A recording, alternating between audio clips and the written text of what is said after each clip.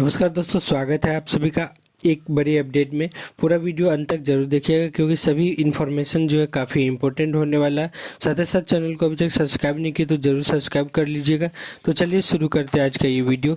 सबसे पहले नंबर पर जो यहाँ पे अपडेट हम लेकर के आए हैं वो है कि छोटू एलपीजी नाम से एक गैस सिलेंडर नया जो है लॉन्च किया है। उस गैस सिलेंडर को आप किस तरह से ले सकते हैं उसी के बारे में हम आपको बताने वाले। यदि आप कहीं दूसरे शहर में रह रहे हैं, चाहे वो किसी भी कारणवश आप रह रहे हो, आपके पास लोकल एड्रेस प्रूफ नहीं होने के कारण जो है आप बड़ा सिलेंडर नहीं ले पाते हैं। ऐसे सिचुएशन में जो अब आप जो है इंडियन ऑयल कंपनी के जो है छोटू गैस सिलेंडर को आप अपने घर तक ला सकते हैं, जो कि जिसका वजन जो है 5 किलो का होगा।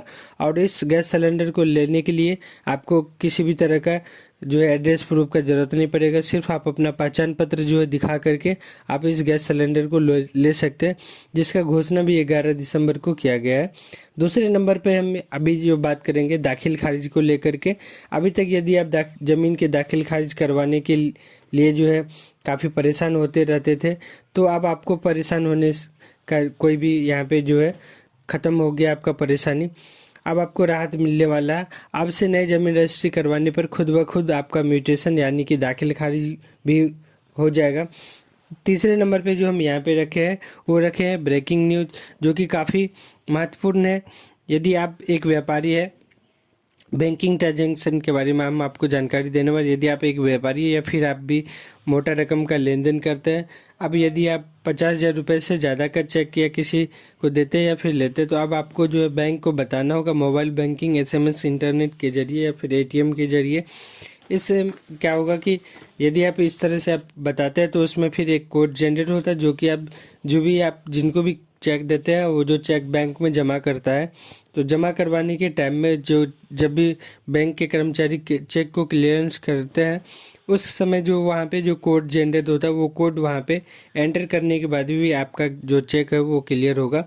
ऐसे में जो है चेक फर्जीवाड़ा में जो चेक का जो फर्जीवाड़ा ज़्यादातर होता है, इस पर भी जो कुछ रोक लग सकता है। चौथे नंबर का जो अपडेट है वो भी काफ़ी इम्पोर्टेंट अपडेट है।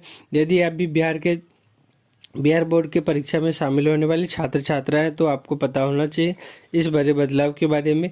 इस बार जो है सभी परीक्षा केंद्र को मोबाइल एप्लीकेशन के माध्यम से जोड़ा जाएगा, और जिसमें क्या होगा कि मोबाइल परीक्षा केंद्र पे जितना भी किसी भी तरह का वहाँ पे जो अपडेट होगा वो सभी अपडेट जो है मोबाइल एप्लीकेशन के माध्यम से बिहार बोर्ड को दिया जाएगा, जिसके लिए स्पेशल जो है कम से कम सभी परीक्षा केंद्र पर 2 कर्मचारी जो है अलग से उस वहाँ पे तैनात किया जाएगा। आई होप दोस्तों ये वीडियो आप सभी दोस्तों को पसंद आया होगा। वीडियो पसंद आया होगा तो अपने दोस्तों तक जरूर इस वीडियो को शेयर कर दीजिएगा। साथ ही साथ चैनल को अभी तक सब्सक्राइब नहीं किया है तो जरूर सब्सक्राइब कर लीजिएगा। मिलते हैं फिर किसी नए अपडेट के साथ। धन्यवाद। जय हिंद। वंदे मातरम।